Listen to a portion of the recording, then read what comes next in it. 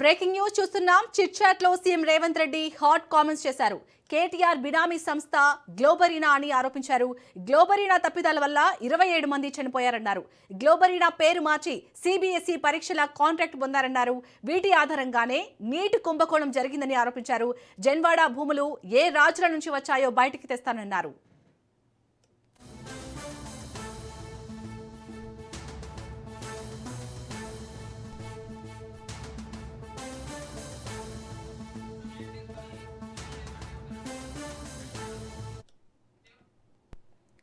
CM Revanth Reddy చేసిన comments కి సంబంధించి మరిన్ని అప్డేట్స్ ని మా ప్రతినిధి సునీల్ అందిస్తారు. సునీల్, కొద్దిసేపటిమే ముఖ్యమంత్రి రేవంత్ రెడ్డి అటు అసెంబ్లీ ప్రాంగణంలో జరుగుతున్నటువంటి మరమ్మతుల పనులను మొత్తం కూడా పూర్తిగా పరిశీలించారు. ఆ తర్వాత మీడియాతో ఇష్టాగోష్ఠిలో ముఖ్యమంత్రి రేవంత్ రెడ్డి పాల్గొనడం జరిగింది. ఇందులో చాలా అంశాలు కూడా ముఖ్యమంత్రి రేవంత్ రెడ్డి ప్రస్తావించింది. బీఆర్ఎస్ని టార్గెట్ చేసుకొని అనేక అంశాలు కూడా ముఖ్యమంత్రి రేవంత్ రెడ్డి ప్రస్తావించాడు. ముఖ్యంగా తెలంగాణ రాష్ట్ర వ్యాప్తంగా జరుగుతున్నటువంటి స్పెషల్ ఇంటెన్సివ్ రివిజన్ సంబంధించిన కార్యక్రమంలో తాను పార్టిసిపేట్ చేయడం జరిగింది. మరోవైపు అధికారులకు, మరోవైపు తమ కార్యకర్తలకు కూడా దిశానిర్దేశం చేయడం జరిగింది.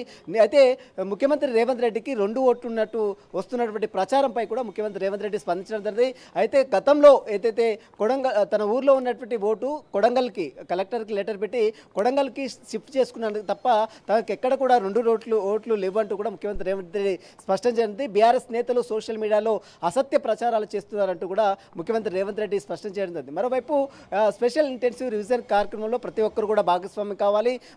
మరొకరు ఓటు అనేది ఖచ్చితంగా తమ ప్రాథమిక హక్కు, ఎవరు కూడా ఓటుని తొలగించాలని బీజేపీ ఈ యొక్క అంటే కాంగ్రెస్ ఓట్ బ్యాంకును తొలగించేందుకు బీజేపీ ఎస్ఆర్ ప్రక్రియను తీసుకొచ్చిందంటూ కూడా ముఖ్యమంత్రి రేవంత్ రెడ్డి సంచలనమైనటువంటి కామెంట్ కూడా చేయడం. దీంతో పాటు ముఖ్యమంత్రి రేవంత్ రెడ్డి కాళేశ్వరం సంబంధించినటువంటి విషయంలో బీఆర్ఎస్ నేతలు చేస్తున్నటువంటి ఆరోపణలపై మరొకసారి స్పందించారు. సుందిల్లా, మేడిగడ్డ, అన్నారం బ్యారేజ్ సంబంధించిన అంశంలో కాపర్ డ్యామ్ నిర్మించాలని, ఏదైతే మేడిగడ్డ వద్ద కాపర్ డ్యామ్ నిర్మించాలని బీఆర్ఎస్ నేతలు చెప్తున్నారో అదంతా కూడా పూర్తిగా అవాస్తవం, వారే ఇంజనీర్లు అన్నట్టు కూడా చెప్పడం ఇది కరెక్ట్ కాదంటూ కూడా ముఖ్యమంత్రి రేవంత్ రెడ్డి స్పష్టం చేయడం జరిగింది.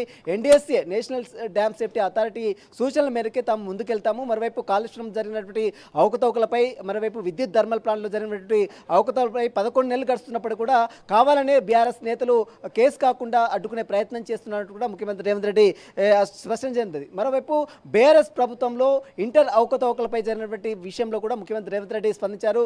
ఇంటర్ బోర్డు సంబంధించిన దాంట్లో గ్లోబరీనా సంస్థపై కూడా కేటీఆర్ ఎందుకు దీన్ని ప్రశ్నించలేదు, కేటీఆర్ గ్లోబరీనా సంస్థపై ఫిర్యాదు చేస్తే ఖచ్చితంగా దానిపై దర్యాప్తు జరిపిస్తామంటూ కూడా ఇప్పటికే ముఖ్యమంత్రి రేవంత్ రెడ్డి స్పష్టం చేయడం జరిగింది.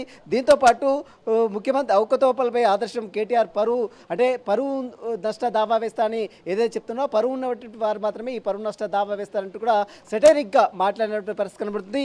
దీంతో పాటు ధరణి, అదేవిధంగా మిగిలినటువంటి అనేక అంశాలపై కూడా ఇప్పటికీ గొర్రెల స్కామ్ కావచ్చు, ఈ ఫార్ములా కావచ్చు, మరోవైపు అటు కాళేశ్వరం కావచ్చు, అనేక ఎంక్వైరీలు చేసినప్పుడు కూడా ఎలాంటి యాక్షన్ తీసుకోవడం లేదంటూ కూడా మీడియా అడిగినటువంటి ప్రశ్నకు ఖచ్చితంగా చట్టం తన పని తాను చేసుకోబోతుంది, ఖచ్చితంగా అది కోర్టులో ఉంది, కోర్టులో ఎంక్వైరీ నడుస్తుంది, ఎంక్వైరీ తర్వాత దాని మీద యాక్షన్ తీసుకోవాలా వద్దా అనేది కోర్టు చూసుకుంటుంది. కానీ తాము డైరెక్ట్గా ఎక్కడ కూడా కక్షపూరితంగా వ్యవహరించబోమంటూ కూడా ముఖ్యమంత్రి రేవంత్ రెడ్డి స్పష్టం చేసినటువంటి. ఇక హైడ్రా ఏర్పడి 2 ఏళ్ళు అవుతున్నటువంటి నేపథ్యంలో హైడ్రా పనితీరు చాలా బేస్గా ఉంది. మరోవైపు చాలా చెరువులని, చాలా భూములని రక్షించింది. అదేవిధంగా నకిలీ ఏదైతే అల్లం విల్లం పేస్ట్ కావచ్చు, మిగిలినటువంటి నెయ్యి కావచ్చు, ఏదైతే ఆహారం కల్తీ విషయంలో కూడా ఖచ్చితంగా ఒక కమిషన్ ఏర్పాటు చేసి అలాంటి కల్తీ జరగకుండా చర్యలు చేపడతామంటూ కూడా ముఖ్యమంత్రి రేవంత్ రెడ్డి స్పష్టం చేయడం జరిగింది. ముఖ్యంగా మరోవైపు ఇంటర్ అవకతవకల్లో చనిపోయినటువంటి కుటుంబ సభ్యులు ఎవరైతే ఫిర్యాదు చేసినా ఖచ్చితంగా దానిపై విచారణ జరిపిస్తాము. ఇప్పటికే విజిలెన్స్ ఎంక్వైరీ కొనసాగుతుంది కాబట్టి ఖచ్చితంగా ఈ విషయంలో కేటీఆర్ ఎందుకు గ్లోబరీనా సంస్థ మీద చర్యలు తీసుకోవాలని ఫిర్యాదు చేయలేదు. రేపు సిసిఎస్లో వెళ్ళి కేటీఆర్ కంప్లైంట్ చేస్తే ఖచ్చితంగా దాని మీద యాక్షన్ తీసుకుంటాం అంటూ కూడా ముఖ్యమంత్రి రేవంత్ రెడ్డి స్పష్టం చేయడం జరిగింది. అనేక అంశాలపై కూడా అటు తెలంగాణ రాష్ట్ర ప్రభుత్వం అర్బన్ ప్రాంతంలో, ముఖ్యంగా హైదరాబాద్ ప్రాంతంలో ఇల్లు నిర్మిస్తున్న నేపథ్యంలో 10,000 రూపాయల అప్లికేషన్స్కే 6 లక్షల రూపాయలు డివైడెడ్ షేర్ రూపంలో వసూలు చేయడం పట్ల కూడా ముఖ్యమంత్రి రేవంత్ రెడ్డి స్పందించాడు. అయితే ఎన్నికల మేనిఫెస్టోలో తాము 5 లక్షల రూపాయలు ఇస్తామని చెప్పాం, కానీ ఇక్కడ కూడా నగరంలో కాస్ట్ ఉన్నటువంటి 30-40 కోట్లు ఉన్నటువంటి ప్రాంతాల్లో కూడా ఏ నియోజకవర్గంలో ఉన్నటువంటి ప్రజలకు ఆ నియోజకవర్గంలో ఇస్తాము. మరోవైపు 10 లక్షల అప్లికేషన్ ఫామ్ సంబంధించిన విషయంలో బీఆర్ఎస్ నేతలు చేస్తున్నటువంటి ఆరోపణలకు సంబంధించిన విషయంలో కూడా ముఖ్యమంత్రి ముఖ్యమంత్రి రేవంత్ రెడ్డి చాలా స్పష్టంగా మాట్లాడడం జరిగింది. కేవలం ఇదంతా కూడా ఎలక్షన్స్ మేనిఫెస్టోలో ఇచ్చినటువంటి రూల్స్ అండ్ రెగ్యులేషన్స్ ఆధారంగానే తాము ముందుకు వెళ్తున్నాము, పేదవాళ్ళకి పేద ప్రజలకు ఇల్లు ఇవ్వాలనే లక్ష్యంతోనే ఇటీవల కాలంలో పొంగులేటి శ్రీనివాసరెడ్డి చాలా స్పష్టంగా అనేక అంశాలు కూడా పొందుపరిచినట్టు కూడా ముఖ్యమంత్రి రేవంత్ రెడ్డి స్పష్టం చేశారు. అనేక అంశాలపై కూడా ఈరోజు సీఎం రెస్పాండ్ కావడం జరిగింది. ముఖ్యంగా కాలుష్యం, మేడిగడ్డ, అన్నారం, సుందిల్ల ప్రాజెక్టు సంబంధించిన అంశాలు కావచ్చు, ధరణి పోటీలకు సంబంధించిన అక్రమాలకు సంబంధించిన అంశాలు కావచ్చు, మరోవైపు గ్లోబరీనా సంస్థ ఇంటర్ అవకతవకలు జరిగిన అక్రమాలు కావచ్చు, ఈ అంశాలపై కూడా ముఖ్యమంత్రి రేవంత్ రెడ్డి స్పందించారు. మరోవైపు ధర్మేంద్ర ప్రధాన్ వెంటనే రాజీనామా చేయాలి, ఎందుకు దీనిపై బీఆర్ఎస్ ప్రభుత్వము వెంటనే స్పందించలేదు, రేపు ధర్నా చేస్తారని చెప్తున్నారు. కాబట్టి రేపు ధర్నాకు పోలీసులు అనుమతి ఖచ్చితంగా ఇస్తారు. బీఆర్ఎస్ హయాంలో ధర్నా చౌక్ని ఎత్తేయాలనేటువంటి నేపథ్యంలో ఇప్పుడే అదే ధర్నా చౌక్లో కేటీఆర్ ధర్నా చేయడం పట్ల కూడా ముఖ్యమంత్రి రేవంత్ రెడ్డి ఆస్పదంగా మాట్లాడినటువంటి పరిస్థితి కనబడుతుంది. కాబట్టి ఖచ్చితంగా ధర్మేంద్ర ప్రధాన్ని ఖచ్చితంగా రాజీనామా చేయాలి. నీట్ ఎగ్జామ్ దాదాపు 20,05,000 మంది విద్యార్థులు నీట్ ఎగ్జామ్స్ రాసినప్పుడు కూడా బీఆర్ఎస్ అప్పుడు స్పందించలేదు.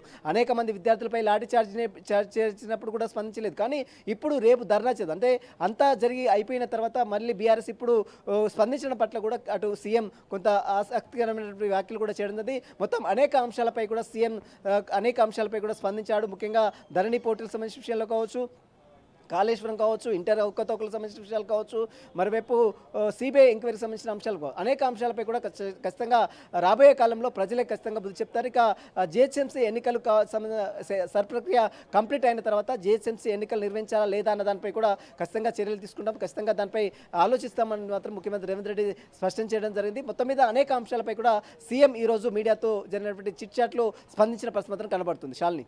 Right, thank you Sunil.